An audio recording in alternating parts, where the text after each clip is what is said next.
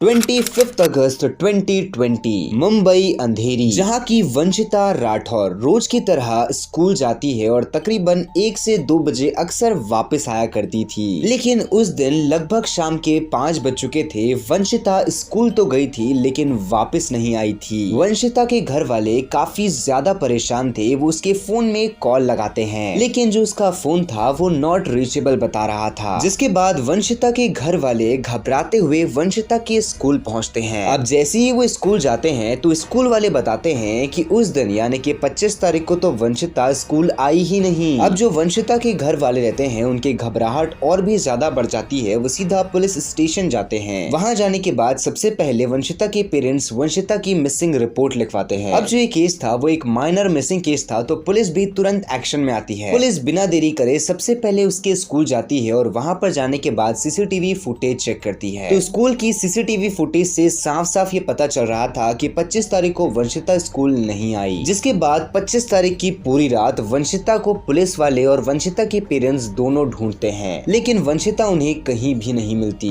जिसके बाद दूसरे दिन 26 अगस्त 2022 तकरीबन सुबह के 11 बजे अंधेरी पुलिस को ये इंफॉर्मेशन मिलती है कि नए गांव में एक बैग मिला है रेलवे स्टेशन के पास। नाउ जो पुलिस रहती है वो जैसे ही उस बैग को प्रॉपर इन्वेस्टिगेट करती है तो उसके अंदर से एक लड़की की डेथ बॉडी निकलती है। अब पुलिस को ये चीज समझने में बिल्कुल देरी नहीं लगती कि वो डेथ बॉडी किसी और की नहीं बल्कि वंशिता की है। पोस्टमार्टम रिपोर्ट में ये पता चलता है कि उस डेथ बॉडी के ऊपर लगभग 20 से 25 बार वार किए गए चाकू के साथ, जिसके बाद उसे बैग में डाल करके फेंक दिया गया। जिसके बाद जैसे ही वो डेथ बॉडी वंशिता के घर वालों को दिखलाई जाती है तो वंशिता के घर वाले पहचान लेते हैं कि ये वंशिता ही है। जिसके बाद पुलिस बिना देरी करे अपनी इन्वेस्टिगेशन को और आगे बढ़ाती है। सबसे पहले वो घर से लेकर के उसके स्कूल तक की सीसीटीवी फुटेज चेक करती है। अब कई सारी सीसीटीवी फुटेज देखने के बाद पुलिस को ये पता चलता है कि जो वंशिता है वो घर से तो निकली थी लेकिन स्कूल जाने के रास्ते से ही पहले उसे 2 लड़के मिल जाते हैं और वो जो 2 लड़के थे वो उसे अपने साथ एक दूसरे रास्ते में लेकर के जाते हैं। जिसके बाद पुलिस वंशिता का सीडीआर यानी कि कॉल डेटा रिपोर्ट्स चेक करती है। तो इंटरेस्टिंगली पुलिस को ये पता चलता है कि जो वंशिता है उसने किसी संतोष नाम के व्यक्ति से लास्ट टाइम बात किया है। अब पुलिस जल्द से संतोष का पता लगाती है और उसके घर जाती है। लेकिन जैसे ही पुलिस संतोष के घर जाती है तो संतोष के घर वाले बताते हैं कि वो जो 25 तारीख से ही गायब है। जिसके बाद पुलिस वाले संतोष के घर में वो फुटेज दिखलाते हैं जिसमें वो दोनों लड़के वंशिता के साथ थे। तो संतोष के घर वाले बताते हैं कि इसमें से एक लड़का तो संतोष है लेकिन दूसरा लड़का संतोष का दोस्त विशाल है। जिसके बाद पुलिस बिना देरी करे विशाल के घर जाती है और विशाल के घर में भी वो नहीं रहता, यानी कि विशाल और संतोष दोनों 25 तारीख से गायब है। जिसके बाद पुलिस को समझ में आता है कि अगर ये दोनों छुपे होंगे तो ये जरूर कोई ना कोई रेलवे स्टेशन में गए होंगे। जिसके बाद पुलिस बिना देरी करे आजू बाजू के सारे रेलवे स्टेशन की फुटेज देखती है। तो पुलिस को 25 तारीख की फुटेज में एक रेलवे स्टेशन दिखता है जिसका नाम विरार था। वहां पर संतोष और विशाल जोधपुर एक्सप्रेस पकड़ रहे थे। जिसके बाद पुलिस भी बिना देरी करे 25 तारीख को जोधपुर एक्सप्रेस जिस भी रेलवे स्टेशन में रुकी थी वो सारे रेलवे स्टेशन की फुटेज कलेक्ट करती है और उसे प्रॉपर्ली इन्वेस्टिगेट करती है। तो पुलिस को ये पता चलता है कि सबसे पहले संतोष और विशाल जयपुर गए और जयपुर जाने के बाद वो अजमेर गए। फिर अजमेर से वो जम्मू कश्मीर यानी कि वैष्णो देवी गए और वहां सबसे वो वापस गुजरात आए। लेकिन गुजरात के बाद उनके सीसीटीवी फुटेज में एक भी फुटेज नहीं थी,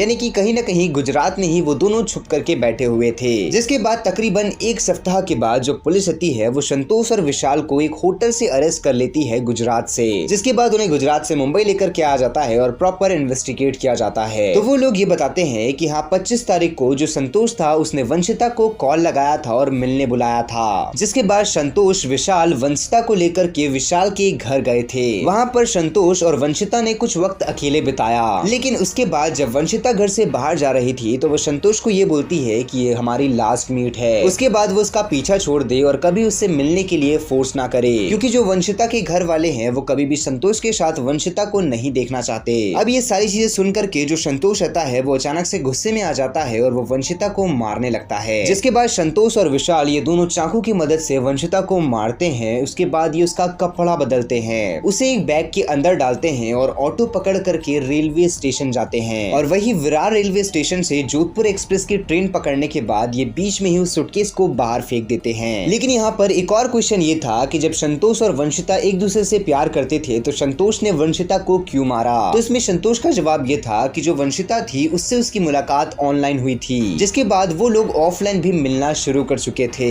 लेकिन तभी एक दिन जब वंशिता और संतोष अकेले मिल रहे रहे थे तो वंशिता के घर वाले ये दोनों को एक साथ देख लेते हैं और उस वक्त जो वंशिता के घर वाले रहते हैं वो संतोष को काफी ज्यादा डराते धमकाते हैं और उसी के साथ साथ वो उसके ऊपर हाथ भी उठा देते हैं, जिसके बाद संतोष यही सारी चीजों का बदला लेने के लिए वंशिता के साथ कुछ ऐसा करता है अपने दोस्त विशाल के साथ मिल करके। नाउ आपकी क्या ओपिनियन है इस पर्टिकुलर टॉपिक के बारे में, इस पर्टिकुलर केस के बारे में आप अपनी ओपिनियन कमेंट बॉक्स में जरूर बताइएगा। बाकी अगर आपको ऐसी क्राइम डॉक्यूमेंट्रीज देखना पसंद है तो हमारे चैनल को सब्सक्राइब करके बेल आइकन कॉल पे सेट करना मत भूलना। मैं मिलता हूँ आप लोगों से नेक्स्ट वीडियो में।